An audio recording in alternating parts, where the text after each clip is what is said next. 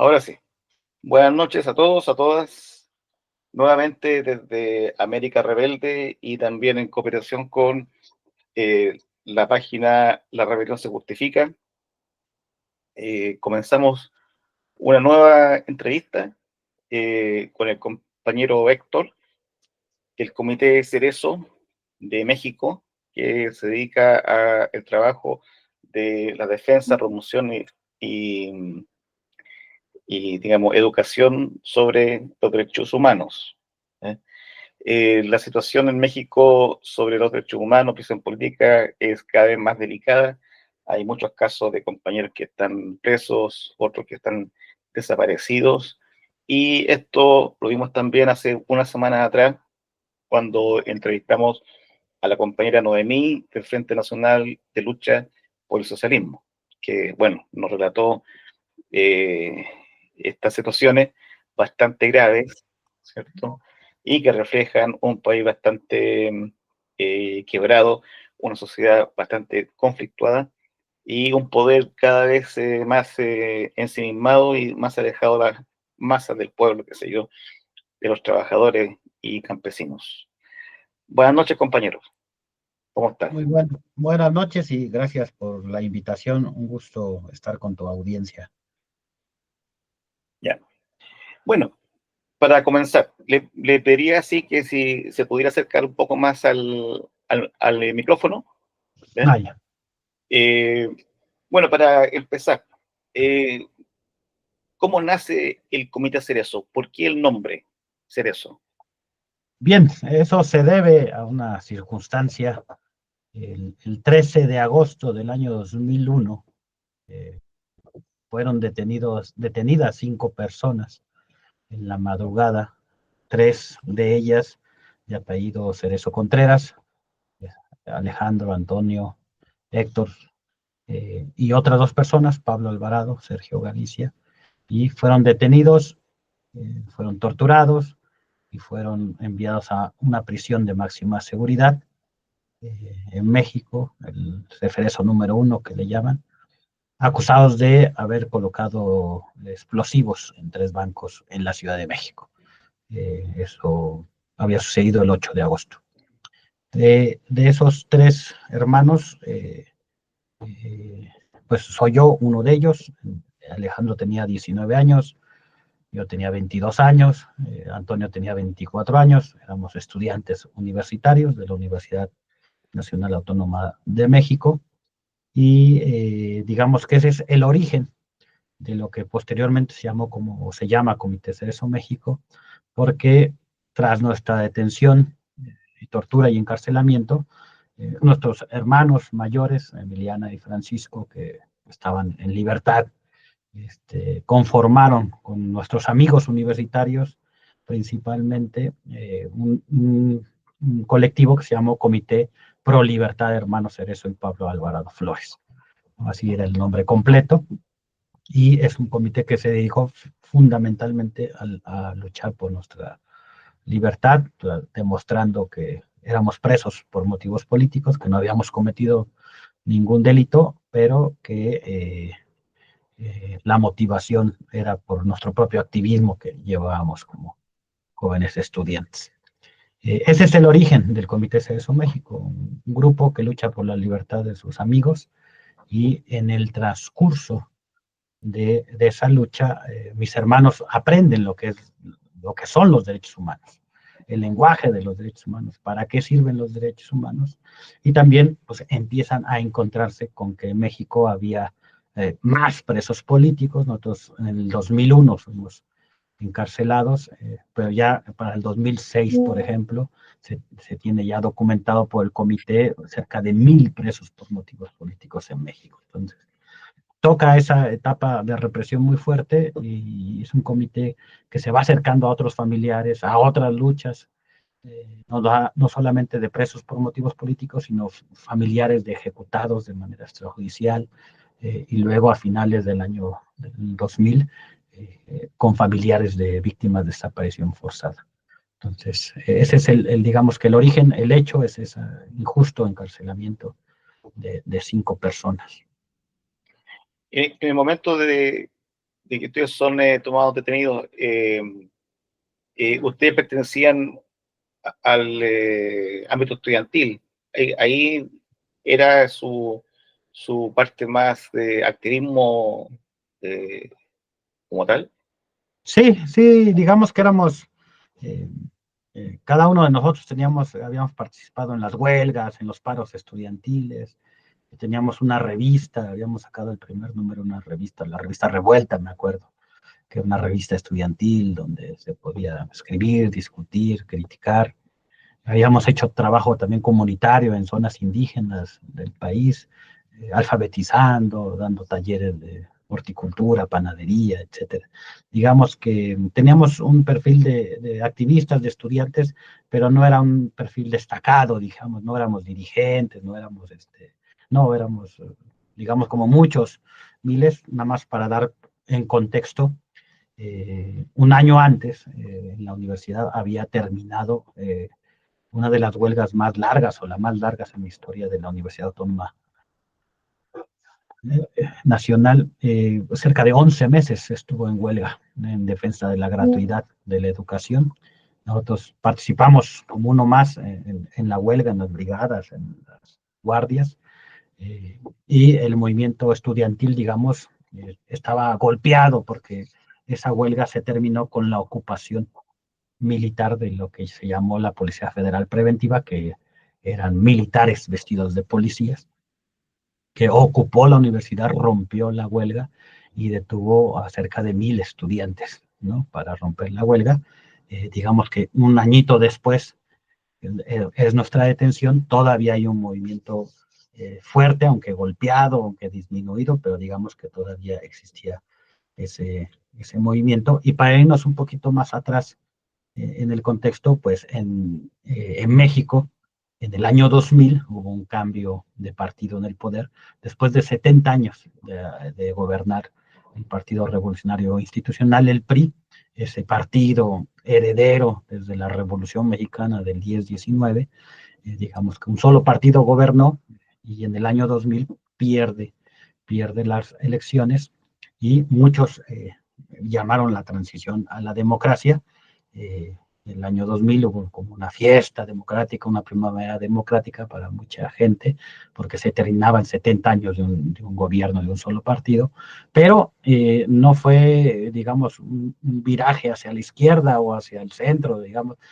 Quien ganó, quien asumió el poder, el partido que asumió el poder desde el año 2000 fue el partido de la ultraderecha, el Partido de Acción Nacional, que es el que gobierna del año 2000 al 2012, ¿no? Entonces nosotros nos van a detener en ese contexto de un cambio de gobierno, del arribo a la presidencia de un gobierno de ultraderecha, ¿no? Que también inicia con estos actos de represión, y ese es el contexto del año 2000-2001 en el cual fuimos detenidos.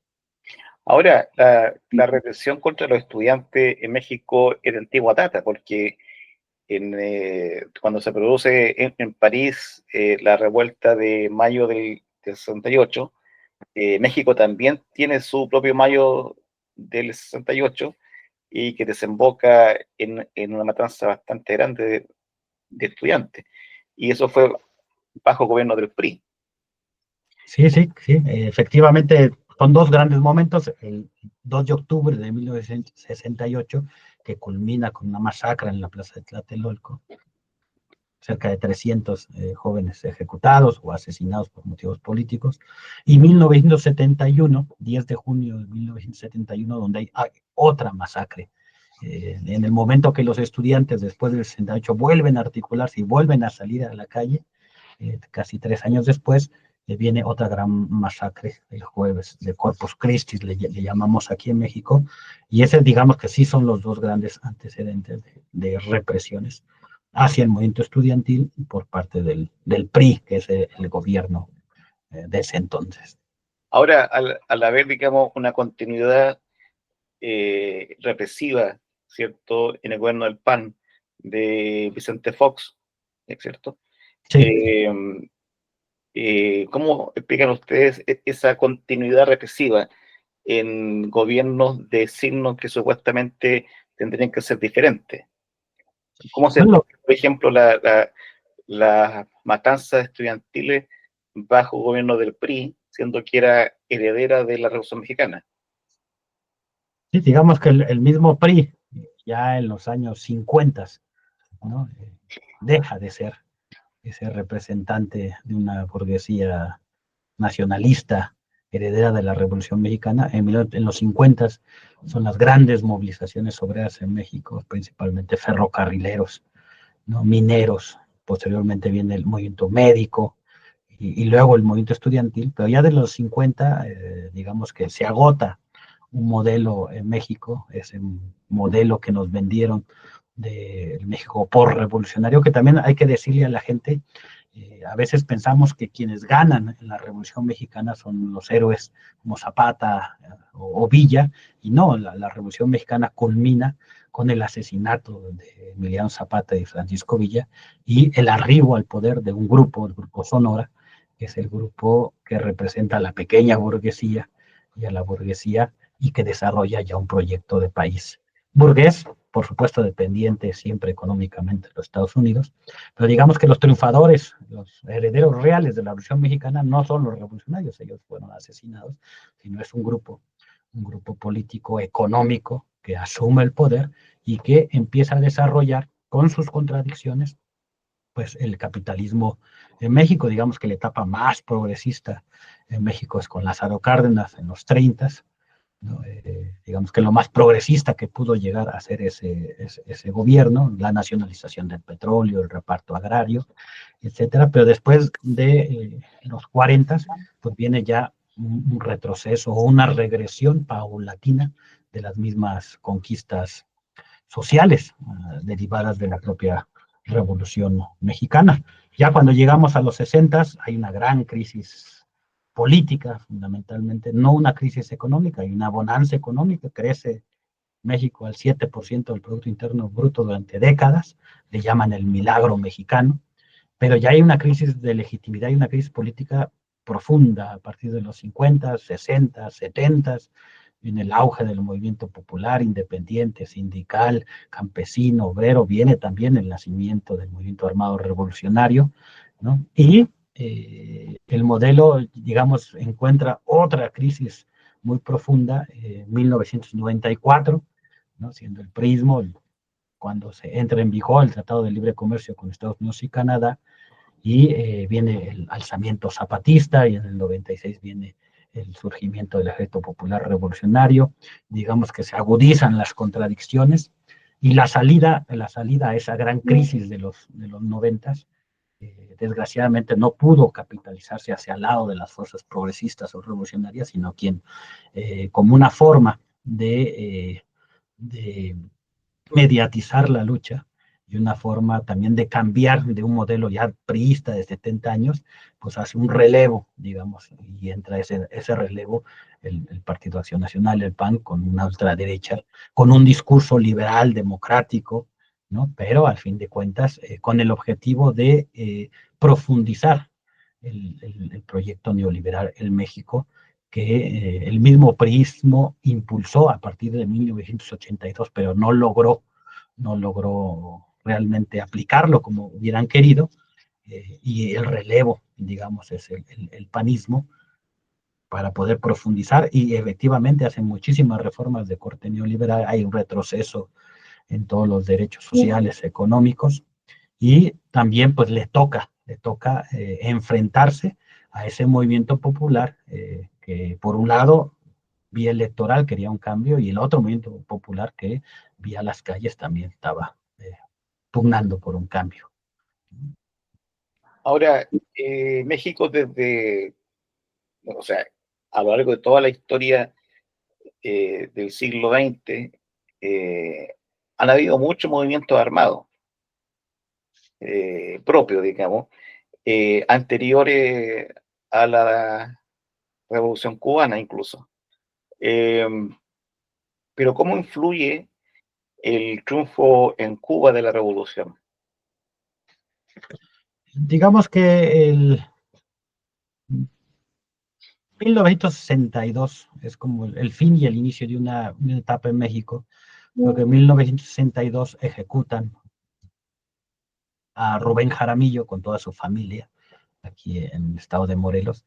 Rubén Jaramillo fue el lugarteniente de Emiliano Zapata, es como un heredero de la Revolución Mexicana que siguió luchando, se levantó en armas varias ocasiones y un mes antes el presidente lo indulta, le da un abrazo y después lo manda a matar a él y a toda su familia, ¿no? Su esposa, sus hijos.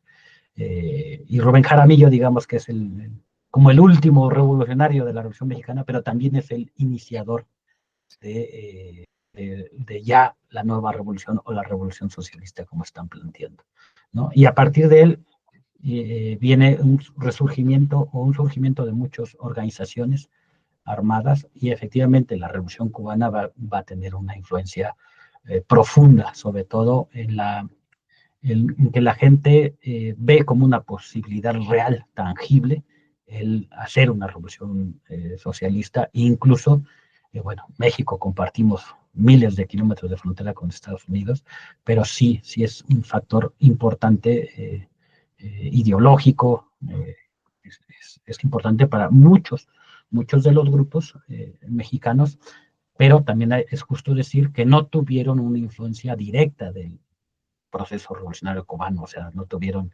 México fue de los poquísimos países que no recibió entrenamiento militar, por ejemplo, armas, recursos, etcétera, como otros movimientos revolucionarios, precisamente por este contexto de que este México priista, nacionalista, que era progresista hacia el exterior, pero reprimía al interior, pues jugó un papel importante de apoyo y de reconocimiento al gobierno socialista cubano después del triunfo de la revolución. Entonces, el gobierno cubano pues la tenía difícil, digamos, para poder apoyar, como apoyó a otros procesos revolucionarios. Y la característica en México es que muchos de los procesos pues tuvieron que partir, crecer de sus propias fuerzas, de su propia experiencia. Ahora, volviendo un poco más a la actualidad y al Comité Cerezo, usted hablaba que en 2006 habían 1.000 presos políticos en México. Han pasado ya casi 20 años. ¿Y cuál es la situación actual de la presión política? Sí, digamos que la represión política en México, nosotros la vemos, uno tiene un componente contrainsurgente, hay un componente contrainsurgente que es el exterminio o el acotamiento del movimiento armado revolucionario. Esa es una estrategia que permanece hasta nuestros días, una política de Estado. Dentro de esa política contrainsurgente también hay esta represión política que le llamamos a grupos, organizaciones, colectivos, movimientos que no se reivindican, que no se reconocen como parte del movimiento armado revolucionario en México, pero sí son opositores al régimen, socialistas, comunistas o de otra índole. También ellos van a ser víctimas de la represión política y otros sectores también que incluso menos politizados, en el sentido de que no quieren un cambio estructural o no están luchando contra el capitalismo, pero están luchando contra una minera, contra una presa, contra el desalojo de tierras o por mejores salarios, etcétera, también han sido víctimas de la represión política en México. Digamos que un punto importante de tomar en cuenta pues es 2018, cuando arriba la presidencia de Manuel López Obrador, porque sí va a tener un cambio en la política, incluso de represión política. Y eso lo vamos a explicar. Estábamos en 2000, 2006, ¿no? Bueno, 2000 años, Vicente Fox Quesada, el PAN, la ultraderecha. Luego 2006 hay otra elección y la ultraderecha se roba las elecciones, le gana al candidato socialdemócrata, digamos, reformista, pacifista de Manuel López Obrador. Y 2006 hay otro auge del movimiento popular fuertísimo. 2012 recupera la presidencia el Partido Revolucionario Institucional con una política de terrorismo de Estado. O sea, 2012 al 2018 fueron, digamos, el momento del México contemporáneo con mayor represión en contra de luchadores sociales. Nosotros, parte del trabajo del Comité Cerezo es documentar las graves violaciones a derechos humanos y en ese periodo fue prácticamente el descabezamiento del movimiento popular independiente, socialista, comunista, marxista. El 60% de quienes de los ejecutados o desaparecidos eran dirigentes o coordinadores o fundadores de organizaciones y movimientos populares. Entonces, por un lado, hay una fuerte represión en contra del movimiento popular.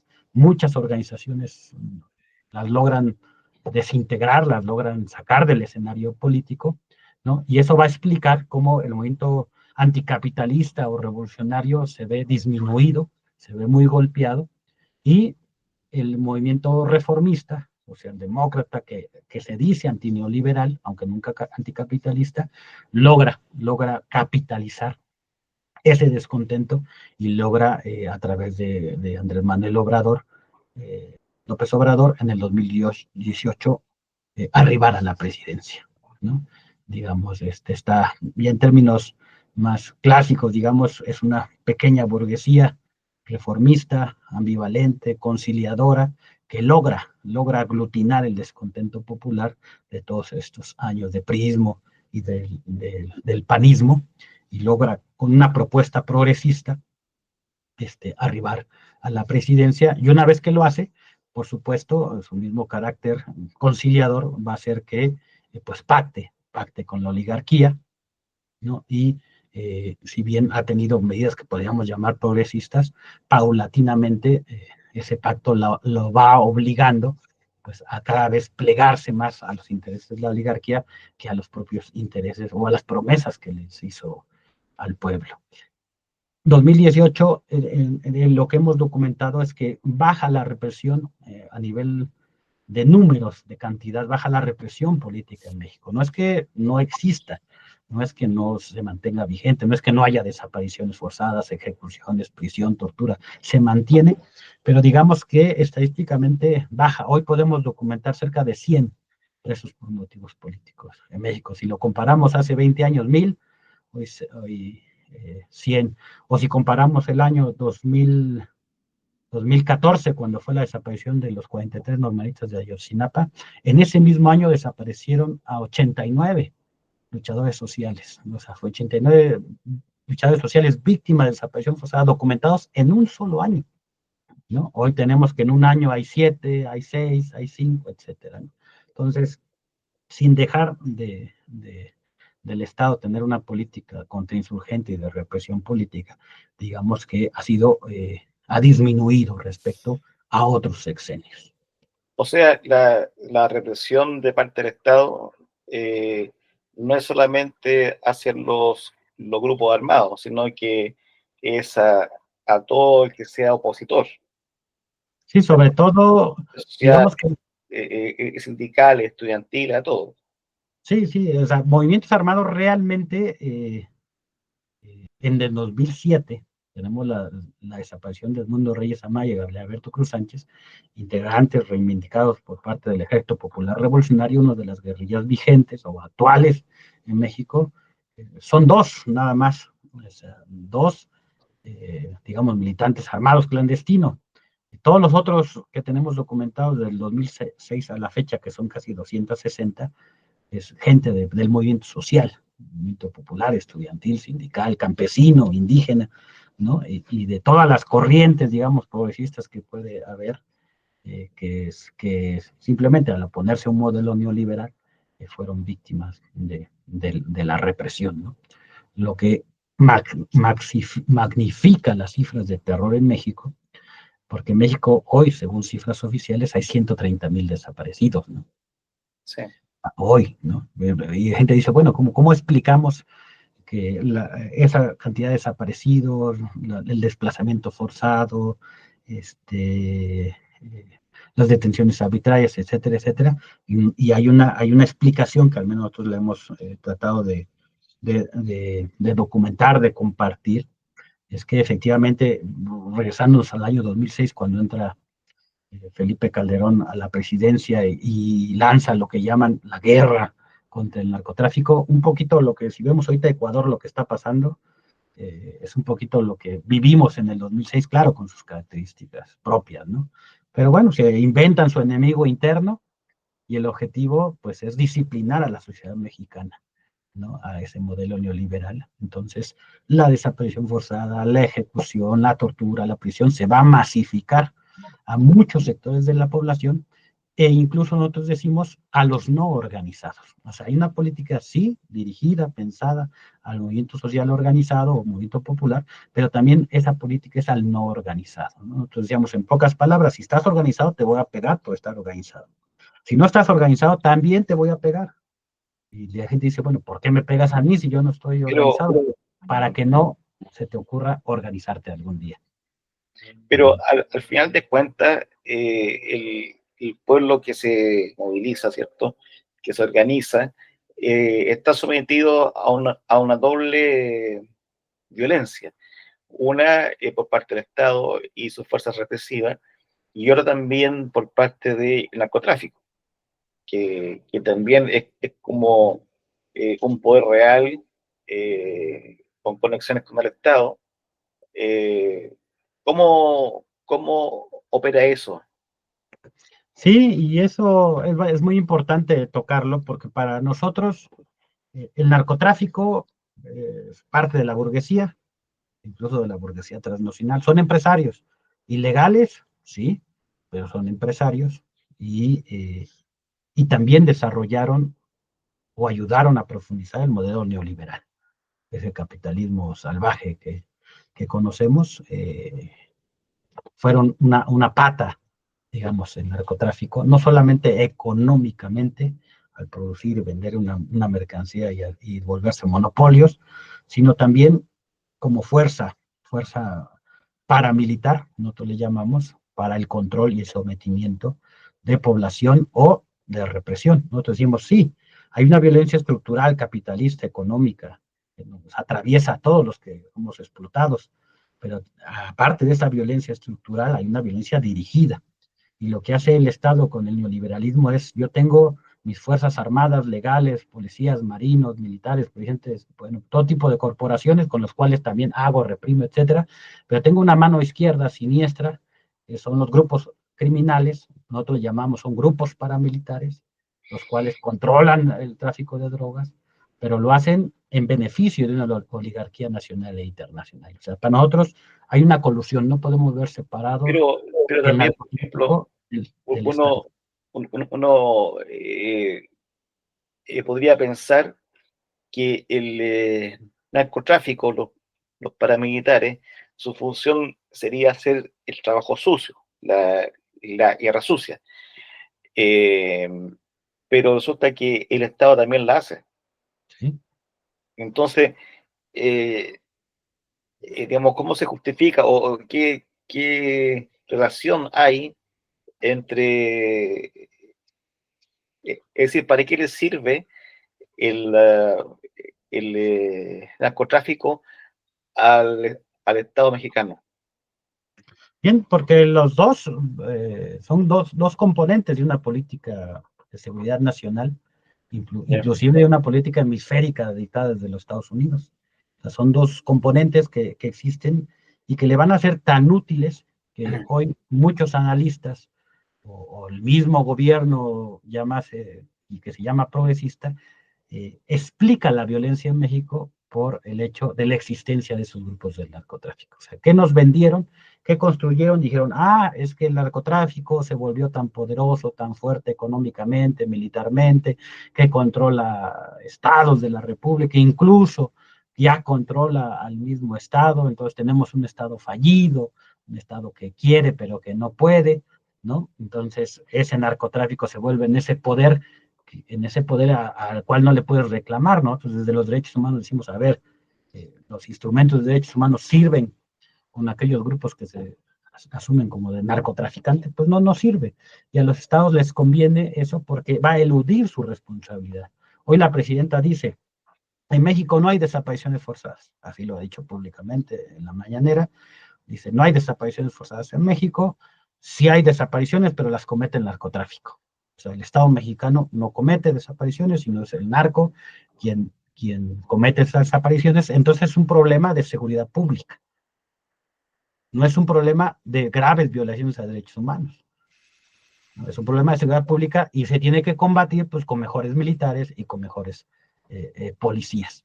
Entonces, claro que le sirve al Estado para evadir una responsabilidad, porque está demostrado y documentado que hay una colusión entre el Estado y el mismo narcotráfico, y uno de los ejemplos que tenemos muy claros en México, pues el hoy preso en Estados Unidos por narcotráfico, Gerardo García Luna, pues fue el secretario de Seguridad Pública Federal, el policía de México, condecorado por Estados Unidos, etcétera, etcétera, hoy preso por narcotráfico.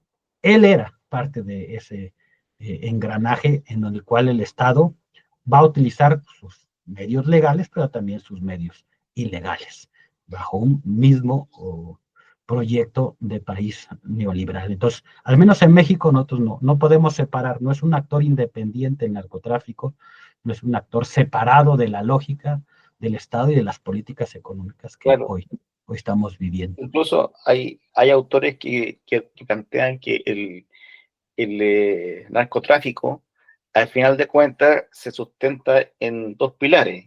Uno es el narcocapitalismo y el otro es el narcoimperialismo.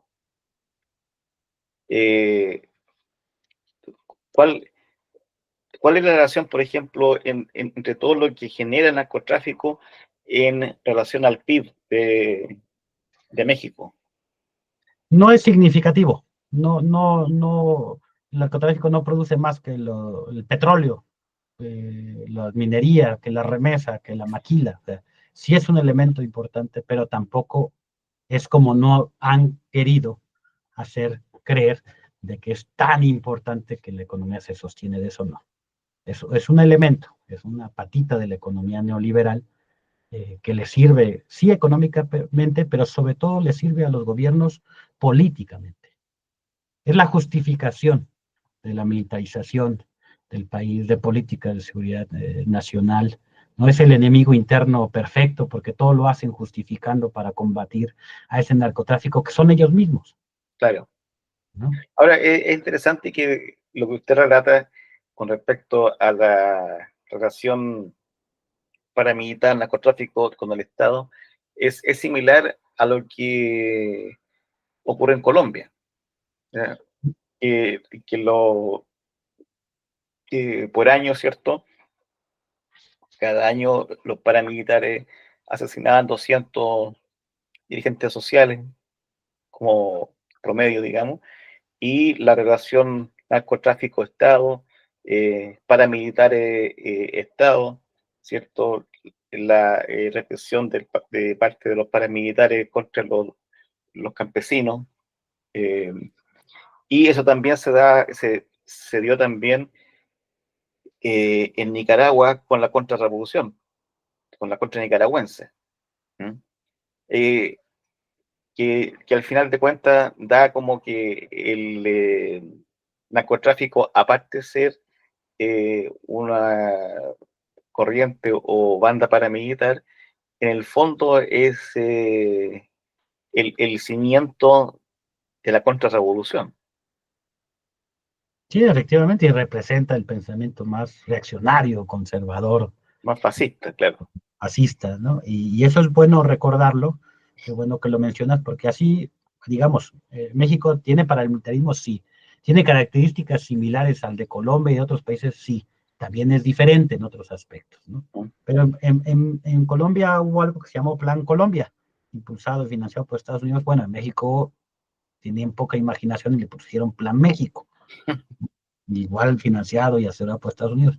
Incluso en México, en el año 2008, 2009, vino un general, el general Naranjo, un general colombiano, ¿no? Al estado de Chiapas, en esa guerra contra el narco y en esos grandes operativos militares, y creó en Michoacán, tampoco sin mucha imaginación o creatividad, las autodefensas unidas de Michoacán, ¿no? Entonces, autodefensas unidas de Colombia, o sea, aquí le pusieron autodefensas unidas de Michoacán. Entonces, y el general se encargó, está documentado, de que fue a adiestrar, a entrenar, a crear esos grupos paramilitares, ¿no? Que incluso algunos se disfrazaron con un cierto lenguaje de izquierda. O sea, grupos que se arman, como en México no hay un movimiento guerrillero como o en Colombia, como lo hay en Colombia, de esa magnitud, pues en Michoacán no podías decir, creamos las autodefensas michoacanas porque hay una guerrilla en Michoacán que está matando a los hacendados o está robándoles. No, no, no existía. Hay un movimiento popular, pero no había un movimiento, una guerrilla declarada con territorio, etcétera. ¿Cuál fue el pretexto? Decían, bueno, es que estamos hartos del narcotráfico, que eran ellos mismos, ¿no? Harto del crimen del narcotráfico, y por eso nos vamos a armar y por eso nos vamos a entrenar y vamos a combatir a este narcotraficante, que pues le sirvió efectivamente para desplazar a otro grupo, ¿no?, de narcotraficantes, ¿no? Pero digamos que hay características que se parecen, pero también digamos que todo lo que llega a México le tenemos que poner chilito y limón, o sea, va a tener características propias, pero sí tienen una raíz, ¿no? Una raíz que viene desde la doctrina pues militar hemisférica de Estados Unidos, ¿no? Ahora, Entonces, ajá. la política contrainsurgente que usted mencionaba, ¿cómo se expresa en el campo y en la ciudad? Siento que son, digamos, eh, realidades diferentes, obviamente, y también movimientos diferentes, porque en el campo está justamente los campesinos y las comunidades indígenas, y en la ciudad están los estudiantes y los sindicatos obreros. ¿Cómo se expresa eso? ¿Cómo se ejecuta esa relación contrainsurgente del Estado en concomitancia con el narcotráfico, con los paramilitares? Sí, bueno, en el campo, bueno, primero decirle que México ha dejado de ser un país rural, ¿no? Más del 70% de la población de México vive en ciudades, concentrado en ciudades. Ese es como un elemento importante. Segundo, hay en los finales 70, 80, 90, el auge del movimiento campesino en México. Hubo muchas organizaciones campesinas que tomaron tierras, recuperaron tierras, controlaron territorialmente mucho territorio, ¿no? Y la política contrainsurgente en el campo es disputarle el territorio a las organizaciones campesinas, indígenas, ¿no?, que lograron la recuperación de sus tierras. Y ahí efectivamente la violencia es mucho más cruda porque estamos hablando de masacres, de ejecuciones, de desapariciones, de quema de casas, quema de ganado, ¿no? Ahí sí lo importante es, para esta política contrainsurgente, es controlar el territorio, ¿no? Bases militares, bases, aquí le llamaron de operaciones mixtas, con esta policía, bueno, militar, marino, policía federal, estatal, todas las policías y corporaciones bajo un mando único, golpeando a las comunidades para controlar el territorio, ¿no? Ese es y hasta la fecha subsiste eso, ¿no? Las organizaciones independientes que resisten es la defensa de su territorio, es importante. En la ciudad, lo que se dio más en las ciudades fue la ejecución y la desaparición de manera selectiva a líderes, a gente que el mismo Estado consideraba importantes o claves entre los movimientos populares. A ellos fue una política selectiva de represión, o sea, descabezar al movimiento, ¿no? Y hasta hoy vemos las consecuencias de esa política, porque el movimiento en México, el movimiento independiente, anticapitalista, socialista, está disminuido. Y esa explicación es por los últimos 20 años de represión selectiva, que sí descabezó a muchas organizaciones de carácter anticapitalista o socialista, y hoy explicamos por qué, digamos, no tiene tanta fuerza en México un movimiento de esa naturaleza. Ahora, ¿cuál es el peso real del, eh, de las guerrillas mexicanas? Bueno, eso no lo podemos saber,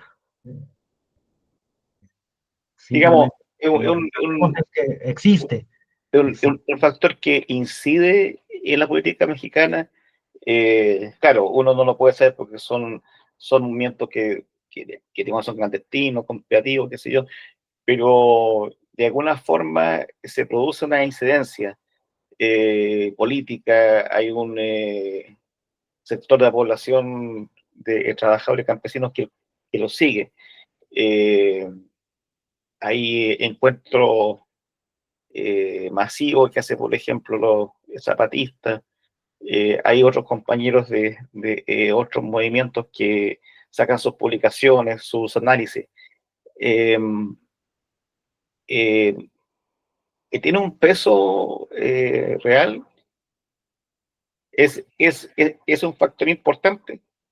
Nosotros creemos que la sola existencia de movimientos guerrilleros, comunistas, lo que la historia nos ha enseñado es que no puede existir un movimiento armado revolucionario sin una base política, una base social. Y sobre todo que se sostenga a través del tiempo, ¿no? Eso es un elemento de tomar en cuenta. Lo otro, pues no lo sabemos, digamos que son sus tiempos, y a lo mejor pasa como el mismo surgimiento del Ejército Zapatista de Liberación Nacional, que durante 30 años estuvieron en silencio hasta que en 1994 hicieron una insurrección que sorprendió a México y a algunas partes del mundo, ¿no?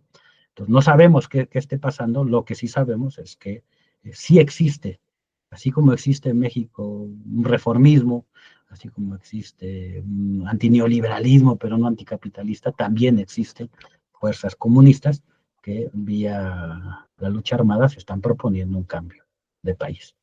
Claro. Ahora, cuando se habla de contrasurgencia, usted mencionaba también la doctrina yanqui, ¿cierto? En las Fuerzas Armadas. Eh, es impensable que el Estado mexicano tenga su propia estrategia contrasurgente sin que ésta tenga alguna ligación con el Pentágono y la CIA, ¿cierto? Bueno, Eh, o sea, lo que está documentado es que siempre la ha tenido. claro. O sea, sí, Ahora, tienen cierto marco de autonomía operativa, digamos, de muchas cosas, pero siempre han estado me ligados. imagino que por la cercanía geográfica inmediata con los Estados Unidos, ¿cierto?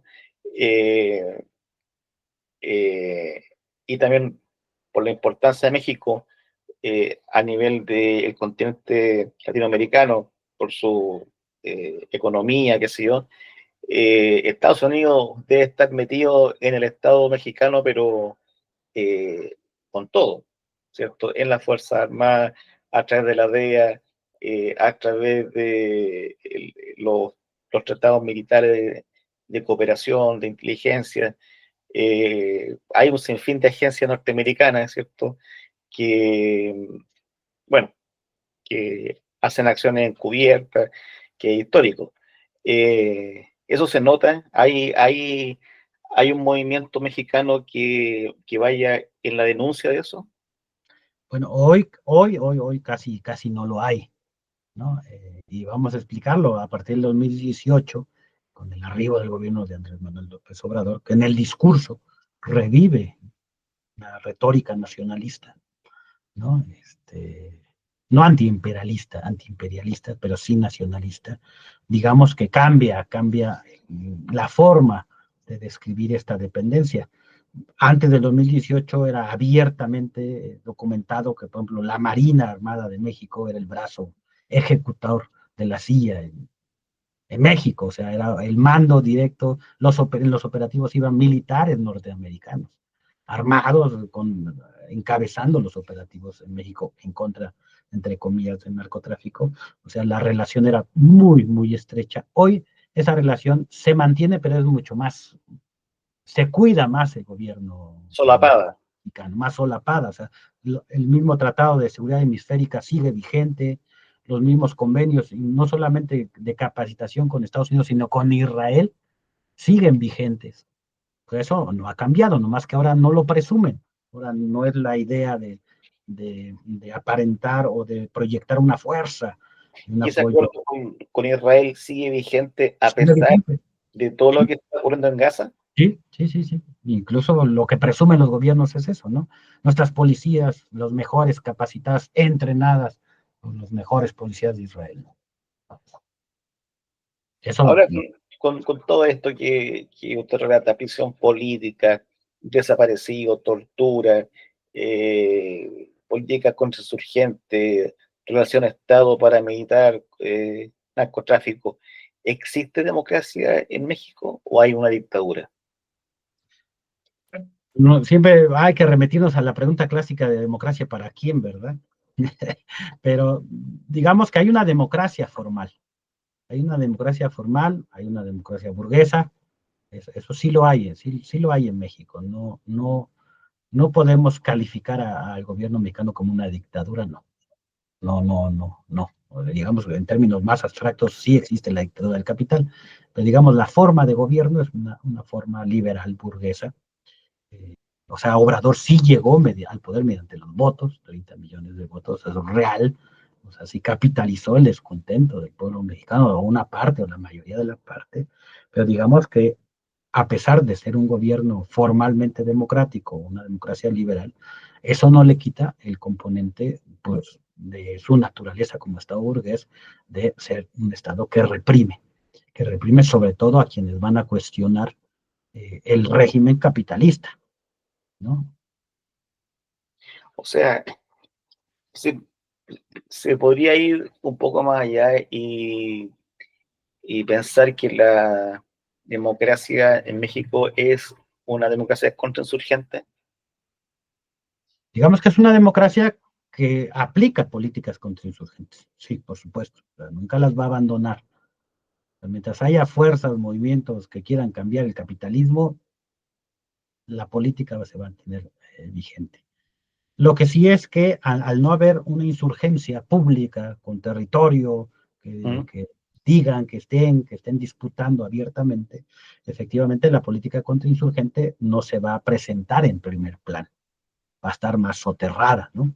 Lo que vamos a ver más es esta represión política en contra de ecologistas, el movimiento campesino, ambientalistas, defensores de derechos humanos, etcétera. Eso es lo que más, digamos, podemos ver, palpar, documentar de manera más fácil, digamos, por así decirlo.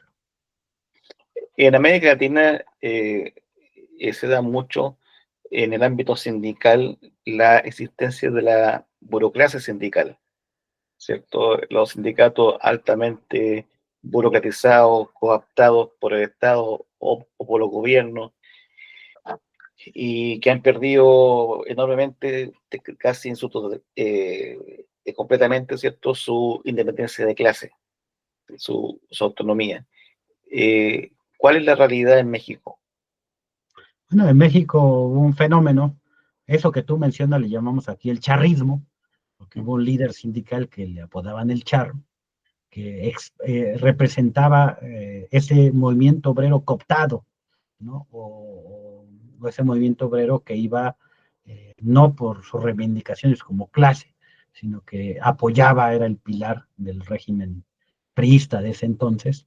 Hoy, desgraciadamente, el movimiento obrero en México no ha podido despojarse de ese corporativismo al cual está atado, y si bien hay sindicatos de derecha completamente, los sindicatos blancos que les decimos, el movimiento, digamos, progresista en México, o lo más progresista de los sindicatos, tampoco se han propuesto una independencia de clases. Están bajo el cobijo, sobre todo de este nuevo gobierno, sí exigiendo sus reivindicaciones inmediatas, sí incluso los más avanzados, denunciando el neoliberalismo, luchando contra las políticas neoliberales, pero no tenemos un sindicalismo que toque la base neoliberal que es el capitalismo, ¿no? Ahí sí no, son expresiones, o sea, no quiere decir que no exista nadie, sí, hay colectivos, hay grupos, hay mucha gente incluso que sí tiene esa conciencia de clase, pero no representan, digamos, ahorita una fuerza que pese dentro del ámbito sindical o obrero o del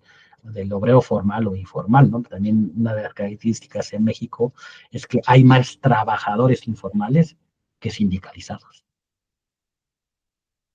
¿Y de cuántos son los informales?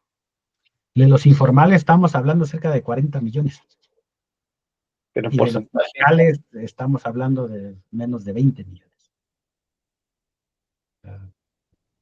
Sí, sí, casi la mitad del trabajador mexicano, su totalidad es trabajador informal.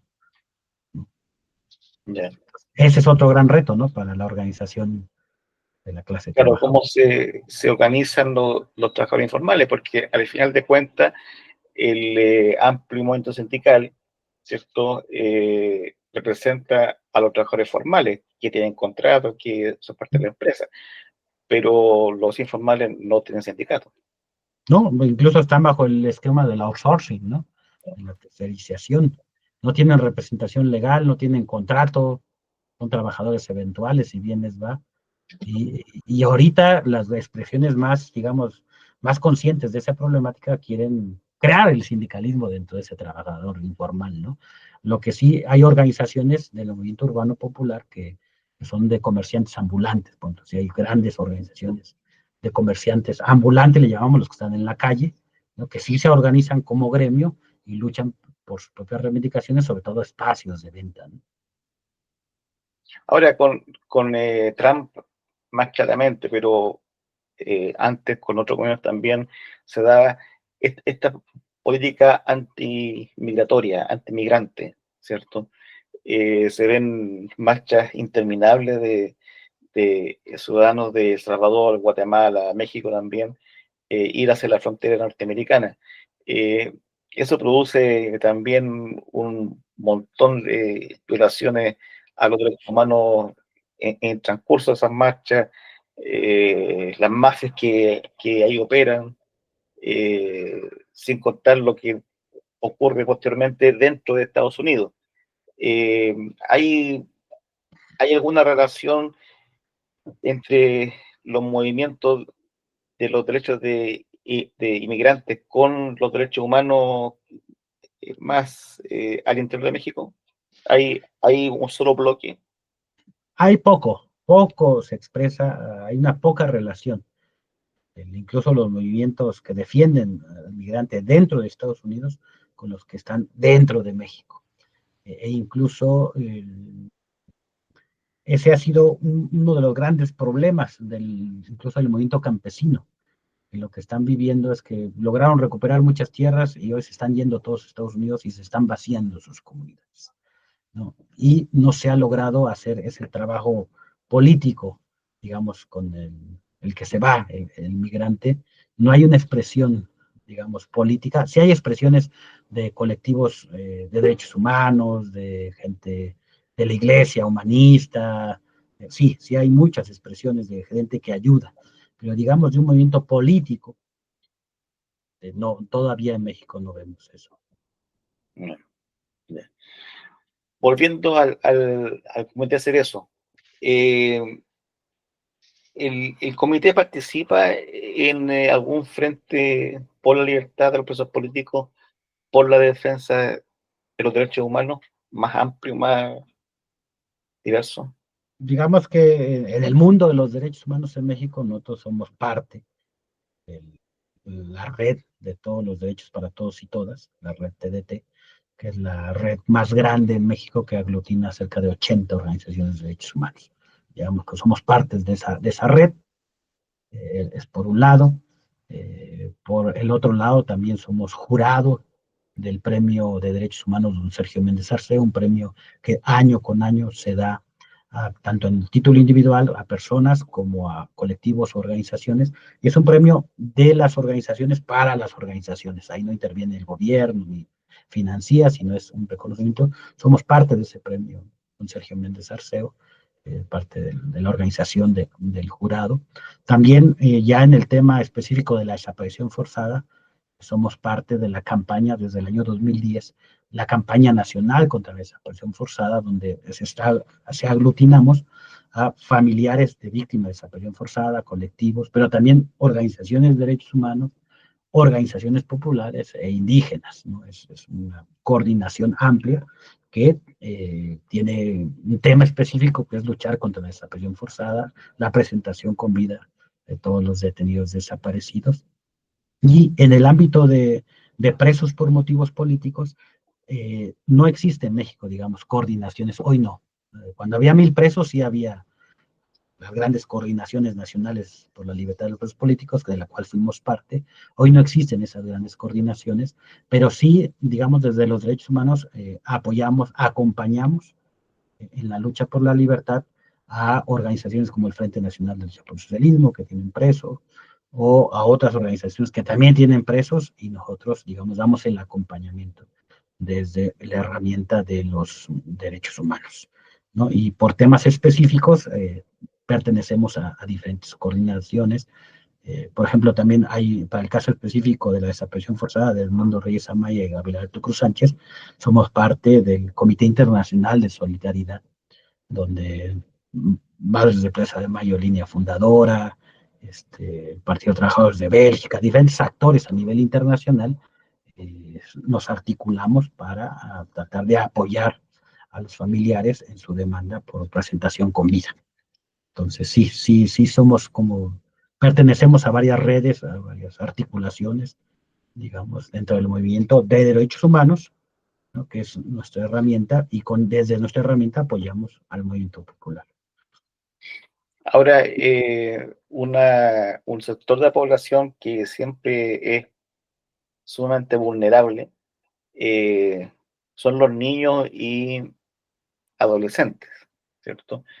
Que en el caso de conflicto de guerra son siempre los que están al medio, y en el caso de contexto represivo, como por ejemplo en Israel, hay 3.000 niños presos, ¿cierto? Eh, ¿Cuál es la situación de los niños en México? Tanto desde el punto de vista social, el efecto del sistema, como también de la prisión política. ¿Hay niños presos políticos? No, en México no tenemos documentado hoy en día ¿Mm? niños o niñas o adolescentes presos por motivos políticos, no tenemos documentados, ¿no? Digamos que los más jóvenes en su tiempo fuimos nosotros, o mi hermano de 19 años, pero menores de edad, ¿no? Pero sí, efectivamente, sobre todo en comunidades campesinas indígenas, es un sector que ha sido afectado, y para eso ponemos un ejemplo. Hace prácticamente 10 días en una comunidad, la comunidad de Efraín, en el estado de Chiapas, que son del Frente Nacional de Chiapas Socialismo, hubo un operativo policíaco militar donde entraron a su comunidad y catearon todas las casas y les robaron sus cosas que tenían valor. Y afortunadamente quienes vivían, las 14 y 6 familias, vieron llegar el operativo y huyeron al monte, a la sierra, a esconderse, ¿no? Pero familias enteras, ¿no? Entonces, por circunstancias, estábamos ahí cerca de una comisión del comité, que nos había invitado un sindicato de maestros a dar unos cursos. Pues pudimos, esa comisión, trasladarse a Chiapas y documentamos esa violencia, y efectivamente, pues los niños, el helicóptero rasante, artillado, el ruido, los armas, hay afectaciones en todos, pero ya particularmente en los niños y niñas. Nosotros, como Comité Cerezo, tenemos un área psicosocial, de atención psicosocial, y también ayudamos desde esa parte, hacemos intervención comunitaria, bueno, tanto individual como comunitaria, y hemos estado en el estado de Chiapas, en comunidades, atendiendo los efectos de la represión política, ¿no? Los efectos psicosociales de la represión política, desde niños hasta abuelitos, ¿no? O sea, de manera integral, ¿no? Ahora, hace varios años atrás se produjo una ola feminista en el mundo. Las huelgas feministas, ¿cierto? La, la importancia de la mujer, etcétera. Eh, la presión política y la persecución tiene también una expresión de género. Sí, por supuesto, incluso es como la tortura, ¿no? La tortura, también los estados se han especializado en causar daño al ser humano, y ellos sí hacen la diferencia entre un hombre y una mujer, o sea, buscan eh, causar la mayor afectación posible. Si eres hombre, pero también si eres mujer, vas a tener características muy propias de esa represión, una represión que va dirigida, pero también han aprendido esos estados a particularizarla por cada, incluso sector, ¿no? Si es indígena, si es mujer indígena, si es trabajador, si es obrero, si es asalariado, etcétera. Hay una diferenciación, ¿no? Y efectivamente, con las compañías, con las mujeres en las grandes represiones, por ejemplo, que tuvimos en todo ese periodo de 2006, 2007, 2008, etcétera, pues el componente de la tortura sexual está presente, mucho mayor, marcadamente que en los hombres, también hubo en los hombres, pero digamos que el mayor porcentaje lo sufrieron las mujeres, ¿no? Que es tortura sexual, y también prisión por motivos políticos, aunque menor, porque todavía el costo político de mantener a una mujer en prisión es más alto, ¿no? Aún así, las que están en esa situación de prisión por motivos políticos, hubo un ejemplo en México, todavía hasta el 2012-13, que a mujeres las metían en un régimen o en penales para hombres. Entonces su uniforme era de hombre, ¿no? No estaban con los hombres, pero digamos que todo el régimen estaba diseñado para hombres y ellas eran mujeres, ¿no? Entonces sí va a ser muy importante destacar esas particularidades de la represión cuando es en contra de mujeres. Ahora, el rol de la mujer campesina, de la mujer obrera, en la lucha social y política, en las confederaciones, en los sindicatos, en los movimientos, es mayor, ha ido progresando en México. Nosotros pensamos que sí, e incluso digamos que en este mundo de los derechos humanos, de las organizaciones de derechos humanos, el 70% o un poco más lo componen mujeres. O sea, en este mundo de los derechos humanos, los hombres somos una minoría, ¿no? Si vemos los cursos, las capacitaciones, quienes están al frente de las organizaciones, quienes están participando, la gran mayoría son mujeres y afortunadamente también mujeres jóvenes, ¿no? Pasa en menor medida en el ámbito sindical, no es tan como en los derechos humanos, en el ámbito sindical todavía pesa mucho la presencia de los Masculino, hombres. claro. Sí, sí, y en el movimiento campesino también. Ahí ha habido una lucha muy importante de las compañeras, pero digamos que todavía falta mucho camino para poder hablar de una participación plena, equitativa o igualitaria, ¿no? Con los Ahora, hombres. en toda esta lucha social, eh, bueno, México tiene varios artistas de importancia, ¿cierto? El arte hoy en día, el movimiento artístico, el muralismo, el canto, el teatro, eh, es un, hay expresiones artísticas de compromiso, hay, hay un teatro obrero, hay expresiones eh, moralistas de combate, de denuncia. Digamos que hay un pequeño sector muy progresista, ¿no? Desde directores de cine, de teatro, cantantes, pintores, etcétera. Sí hay un pequeño sector progresista que siempre está apoyando a las madres de los desaparecidos, a los presos, ¿no? O sea, hay una represión, van, ponen su canto, ponen su talento, su obra, cooperan, dan dinero, visibilizan, pero es un sector pequeño, pequeño a comparación de la industria que existe, y todavía el sector revolucionario es mucho más pequeño, ¿no? Porque ¿Hay, no es lo mismo. hay represión contra ese mundo pequeño de artistas? Sí, y la represión ahorita es mucho más fina, no es tan cruda, no es tú cantas por un revolucionario y te mato o te desaparezco, no, simplemente no te doy trabajo en ninguna parte. Entonces tú ves a artistas muy talentosos que se solidarizan con causas revolucionarias y pues los ves cantando un día, vendiendo en la noche, ¿no? Porque son gente que no tienen trabajos formales, viven del comercio informal, de la cooperación de la gente. O sea, es una situación pues muy complicada porque el castigo es ese, es no te doy trabajo en ninguna parte, ¿no?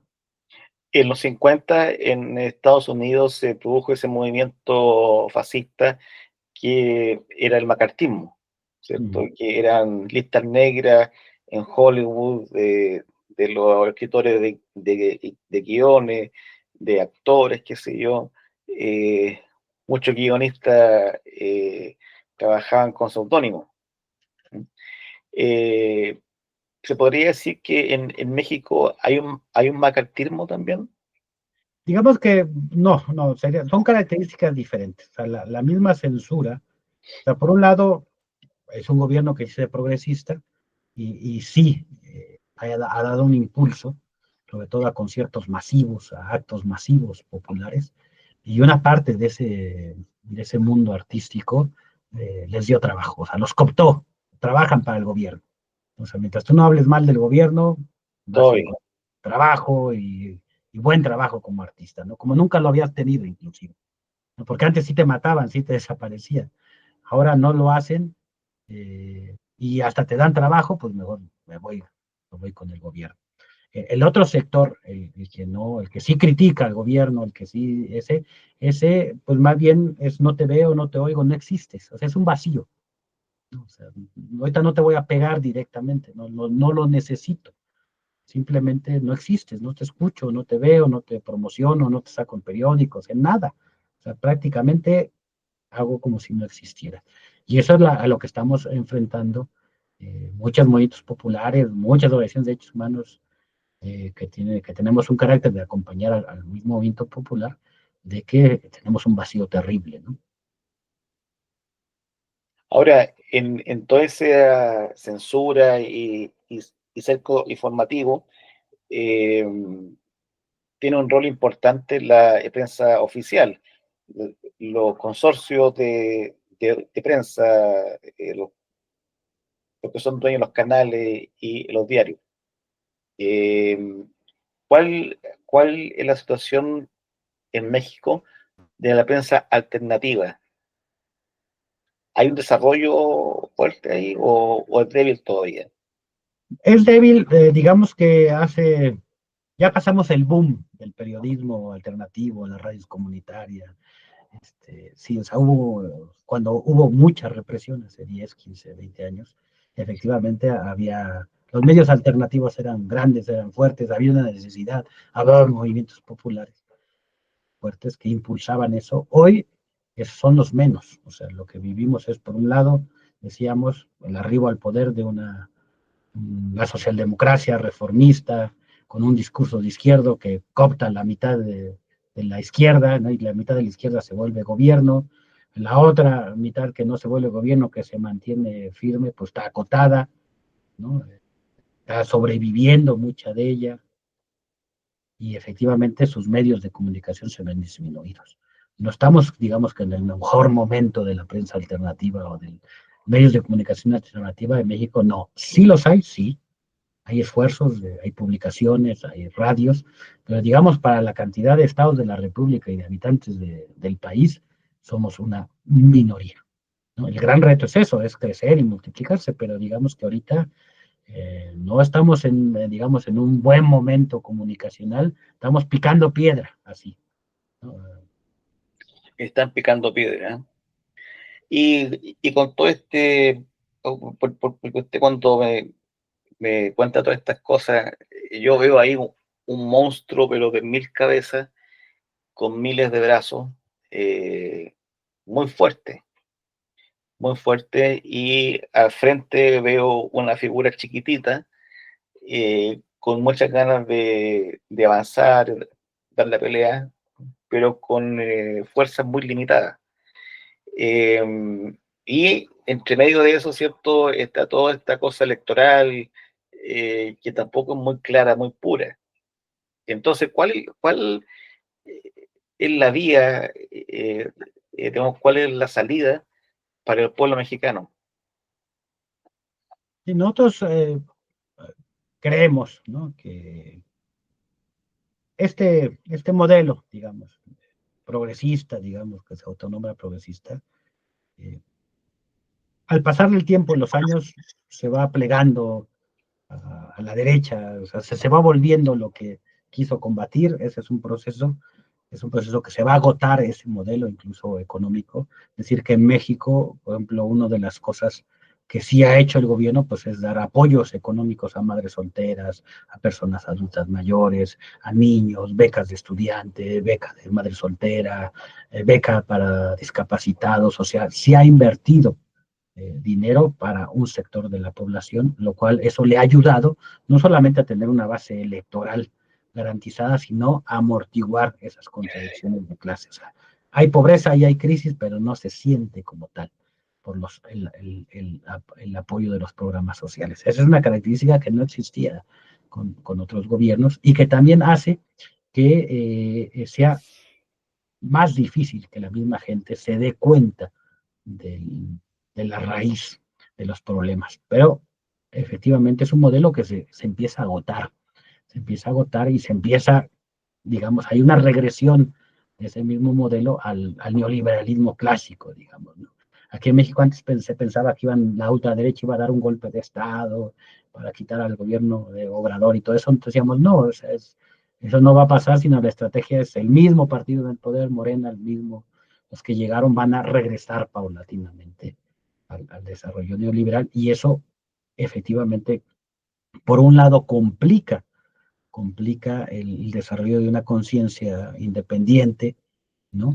De esa misma lógica electoral, pero también abre muchas oportunidades. Nosotros decimos, el que haya disminuido, aunque sea un poco la represión política, aunque el que se hayan abierto algunas puertas democráticas, si las organizaciones populares lo saben leer esa realidad, van a crecer y crecer mucho. Y algunas sí lo han hecho, algunas no, algunas se han desaparecido prácticamente, pero las que han sabido leer la realidad han aprovechado, digamos, esta situación política para crecer, para volver a crecer, digamos, numéricamente, territorialmente y sobre todo en la conciencia, ¿no? El modelo progresista, antioliberal, progre, pues se agota también y tenemos otra alternativa, o la alternativa, o regresamos al capitalismo neoliberal de la ultraderecha, ahora casi fascista o cuasi fascista o fascista, ¿no? O hay una salida anticapitalista, ¿no? A la situación que estamos pasando, tomando en cuenta nuestras circunstancias de ser vecinos de Estados Unidos y otros pequeños detalles que hacen mucho más compleja la lucha independiente en el país. Nosotros decimos, elecciones es un derecho humano conquistado, cada quien va a decidir si ejerce ese derecho o no. Lo importante para nosotros es, siempre les decimos, votes o no votes, lo importante es organizarte, mantener tu independencia económica, política, ideológica y tener efectivamente un proyecto alternativo de país o de nación.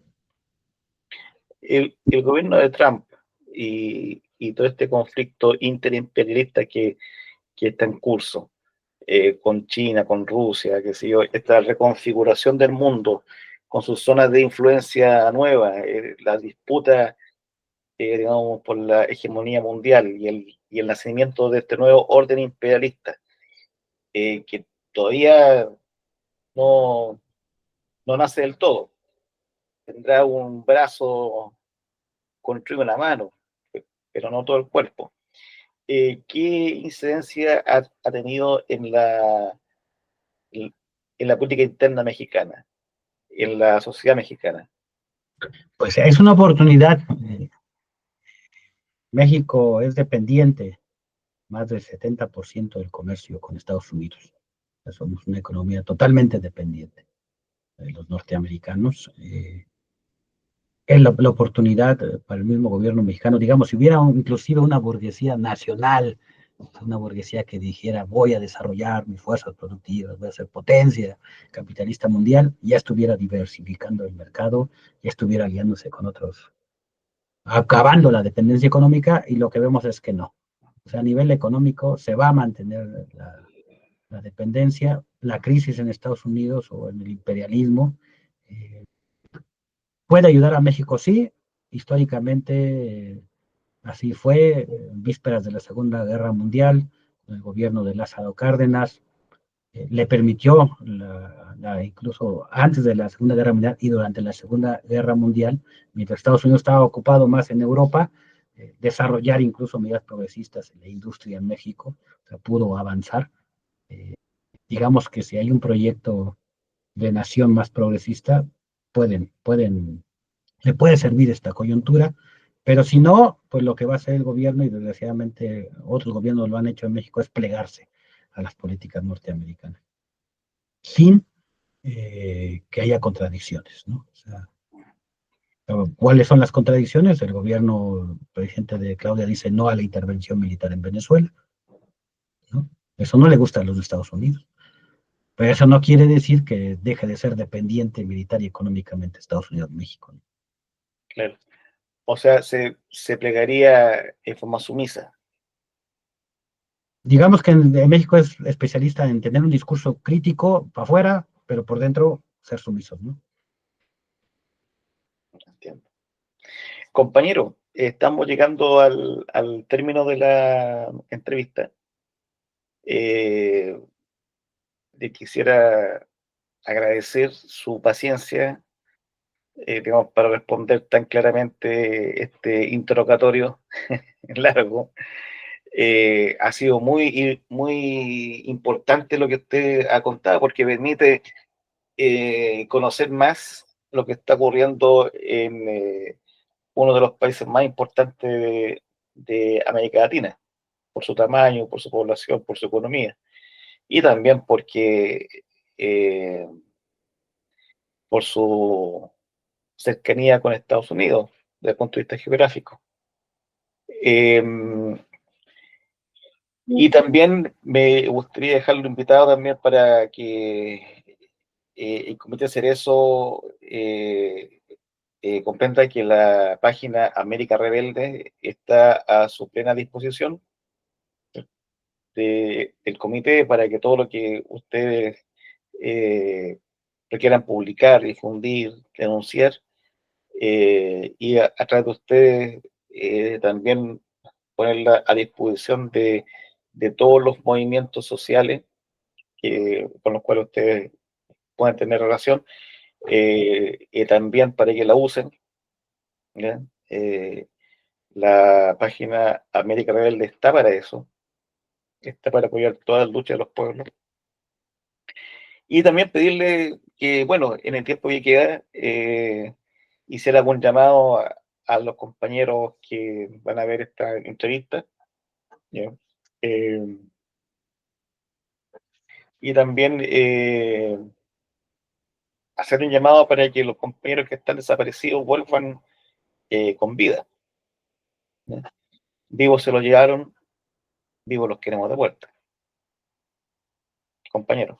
Sí, pues primero agradecer también este tiempo, eh, decirle al pueblo chileno, también al pueblo, a los hermanos latinoamericanos que nos escuchan, que hoy es necesaria y es urgente no solamente la comunicación entre diferentes pueblos y organizaciones de América Latina o del mundo, sino que hoy nosotros enfrentamos a un nuevo fascismo y a la posibilidad de una guerra que pues va a someter nuevamente a otros pueblos y que hoy más que nunca el internacionalismo y la solidaridad con el pueblo palestino, con el pueblo venezolano, con el pueblo saharaui, con todos los pueblos del mundo que están siendo sometidos a guerra, a explotación, debe que hacerse presente en todos nuestros actos, ¿no? En nuestras propias luchas, en cada país, en cada sector, no debemos de olvidar que hay, la lucha es global, es contra un capitalismo voraz que no tiene corazón y que debemos que hermanarnos para poder enfrentar pues esta crisis del siglo XXI que vive el capitalismo y darle una salida, una alternativa, ¿no? No solamente pensar siempre en resistir, sino tenemos que pensar que algún día vamos a ganar, aunque no sean nosotros físicamente, pero algún día vamos a ganar, o el pueblo es el que tiene que ganar para decidir su propio destino, y que nos hermandamos también con todos los familiares, organizaciones que tienen detenidos desaparecidos, ¿no? Para nosotros siempre son del presente, así hayan pasado 20, 30, 50 años, 5 años, los detenidos desaparecidos son del presente, siguen luchando a través de nosotros. Eso también es algo importante de destacar. Y un saludo también a todos los que hoy sufren prisión por motivos políticos en América Latina, en el mundo. No, nosotros sufrimos 7 años y medio de prisión por motivos políticos, pero sabemos que hay compañeros y compañeras que llevan más de 30 años en esas circunstancias, o menos años, pero en peores circunstancias. Entonces, pues abrazar todas las causas justas del mundo. Tuvimos también un foro para hablar sobre el caso de la desaparición forzada de Lichita, ¿no? La prisión de su mamá, la represión hacia su familia, el pueblo mapuche. Este, al final de cuentas, podemos tener diferencias dentro de la misma izquierda, pero nos tiene que hermanar no solamente el dolor, sino la solidaridad. Así es, en Chile existen 136 presos políticos, o un poco más. Eh, en su mayoría son compañeros mapuches, hermanos mapuches, compañeros anarquistas y, y también algunos compañeros que vienen del tiempo de la dictadura de Pinochet. Ejemplo emblemático es el caso de el compañero Mauricio Hernández Norambuena, el comandante Ramiro, ex militante del Frente Patriótico Manuel Rodríguez, que ha sido sometido a un régimen de aislamiento prolongado, ¿eh? Y que eso le ha traído también una afectación de salud. Está también el caso de el compañero anarquista Francisco Solar, condenado a 86 años de prisión. Está también el caso de el dirigente mapuche Héctor Yaitul, condenado a 25 años, solamente por decir, por algunas declaraciones que hizo, no por sus hechos, sino por su pensamiento. El hijo de él, eh, Calantaro Yaitul, están pidiendo 100 años en total de prisión. También otro dirigente mapuche, Pichún, le están pidiendo cadena perpetua. Eh, por lo tanto, aquí la presión política en Chile se está haciendo cada vez más dura. El gobierno de Boric promulgó en su gobierno 58 leyes represivas, entre las cuales promulgó también la ley antiterrorista, peor que la que tenía Pinochet, y hace poco creó el Ministerio de Seguridad Pública. Hace un par de días atrás conversamos con el abogado de la compañera peruana Margot Liendo en relación a la situación de la presión política en Perú, y ahí se aplica el derecho penal del enemigo. ¿Ya? En Chile también se está aplicando y creemos que se va a terminar aplicando en todo el continente. Así que, claro, efectivamente, más allá de las diferencias y barreras que puedan existir, más allá de la geografía, la distancia entre los países y pueblos, ¿cierto? Hay que hermanarse efectivamente por la libertad de todos los presos políticos,